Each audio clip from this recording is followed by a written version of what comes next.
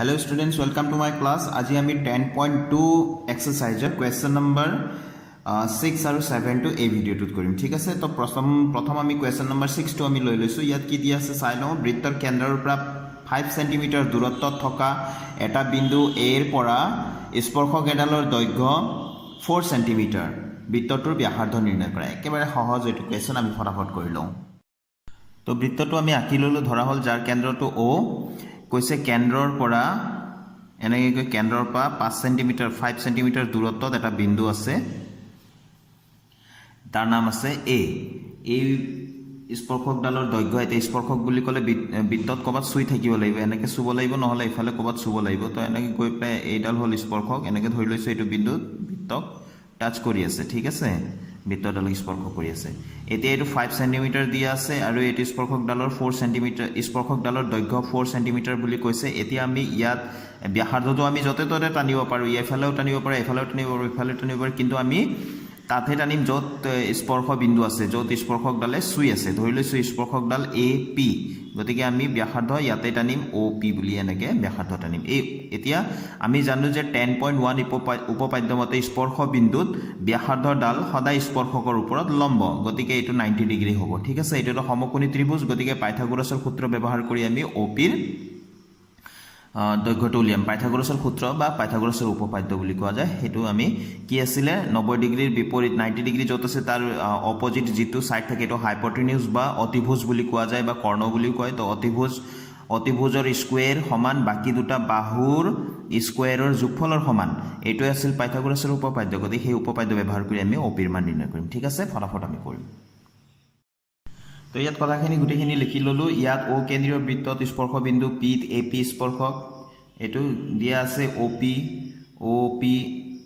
OP নহয় AP, OA 5 centimetre, এইটো আমি OA 5 সেন্টিমিটাৰ, AP 4 সেন্টিমিটাৰ আৰু OP ব্যাসাৰ্ধটো মান উলিয়াব লাগে, নহয় জানো। তো আমি ইয়াত যিহেতু স্পৰ্শ বিন্দু Pত OP এডাল ব্যাসাৰ্ধ আৰু AP স্পৰ্শক, আৰু এইখিনি বেলেগ, এইখিনি চিত্ৰটো ইফালে স্পৰ্শক, এতেকে OP লম্ব AP হ'ব। এইটো উপপাদ্য মতে সমকোণী ত্ৰিভুজ OPত অতিভুজৰ স্কুৱেৰ আৰু বাকী দুটাৰ কি আছিলে, বাকী দুটা বাহুৰ স্কুৱেৰৰ যোগফল, তাৰমানে OP square plus AP square equal to কি আছিলে, অতিভুজৰ স্কুৱেৰ, অতিভুজটো আছে ইয়াতে OA, তো OA স্কুৱেৰ বুলি দিলোঁ ঠিক আছে। তো এতিয়া আমি OPৰ মানটো উলিয়াব লাগে কাৰণে এই OPটোক আমি এই সমান চিহ্নৰ বাওঁফালে লিখিলোঁ, নহ'লে অতিভুজৰ স্কুৱেৰ সমান বাকী দুটা বাহুৰ যোগফলৰ স্কুৱেৰৰ সমান, এনেকৈ আমি লিখোঁ।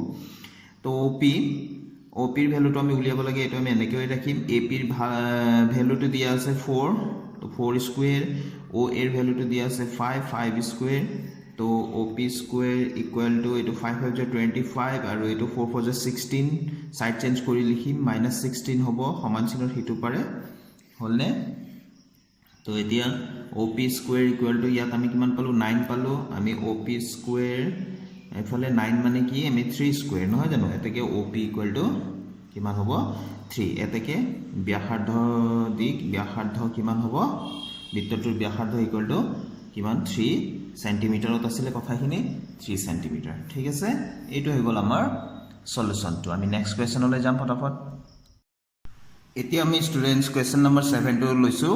ইয়াত দিয়া আছে 5 সেন্টিমিটাৰ আৰু 3 সেন্টিমিটাৰ ব্যাসাৰ্ধৰ দুটা ঐক্যকেন্দ্ৰিক বৃত্ত আছে। ডাঙৰ বৃত্তৰ জিয়াডালে সৰু বৃত্তক স্পৰ্শ কৰে, জিয়াডালৰ দৈৰ্ঘ্য নিৰ্ণয় কৰা। আমি ছবিটো আঁকিম, তেতিয়া সহজতে বুজি পাব, অতি সহজ এইটো। এতিয়া মই ইয়াত কথাখিনি লিখি দিলোঁ। ধৰা হ'ল O কেন্দ্ৰীয় ঐক্যকেন্দ্ৰিক বৃত্ত দুটাৰ AB হ'ল ডাঙৰ বৃত্তটোৰ জিয়া, ই সৰু বৃত্তটোক P বিন্দুত স্পৰ্শ কৰি আছে। ABটো সৰু বৃত্তটোক P বিন্দুত চুই আছে, নহয় জানো। ইয়াত OA হ'ল ডাঙৰ বৃত্তটোৰ ব্যাসাৰ্ধ 5 সেন্টিমিটাৰ, OP হ'ল সৰু বৃত্তৰ ব্যাসাৰ্ধ, এই সৰু বৃত্তটোৰ ব্যাসাৰ্ধ 3 সেন্টিমিটাৰ দিয়া আছে। AB ডাঙৰ বৃত্তৰ জিয়া, এইটো আমি উলিয়াব লাগে। যিহেতু স্পৰ্শবিন্দু Pত OP ব্যাসাৰ্ধ, স্পৰ্শবিন্দু Pত OPডাল হ'ল ব্যাসাৰ্ধ আৰু AB হ'ল সৰু বৃত্তটোৰ স্পৰ্শক, তো এতেকে আমাৰ 10.1 উপপাদ্য মতে OP লম্ব AB হ'ব, হয়নে, এইটো উপপাদ্য মতে। আৰু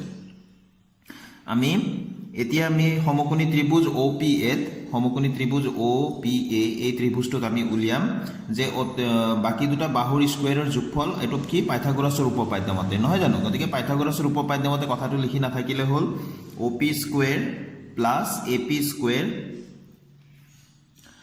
OP square plus AP square মানে বাকি এটো 90 ডিগ্ৰিৰ বিপৰীতটো এটো অতিভুজ হ'ব অতিভুজৰ স্কোয়াৰ সমান বাকি দুটা বাহুৰ স্কোয়াৰৰ যোগফলৰ সমান বাকি দুটা বাহুৰ স্কোয়াৰৰ যোগফলৰ সমান কি হ'ব অতিভুজৰ স্কোয়াৰ OA স্কোয়াৰ গতিকে আমি মান কেটা পাতি দিও যাৰ যাৰ আছে OP মানে কি মান আছিল 3 আছিল 3 স্কোয়াৰ পাতি দিলো AP স্কোয়াৰৰ মান আমি উলিয়াম AP এৰ মান OA এৰ মান আছিল আমাৰ 5 তো আমি 5 স্কোয়ার পাতি দিলো ঠিক আছে এতিয়া আমি AP স্কোয়ার মানে কিমান পাম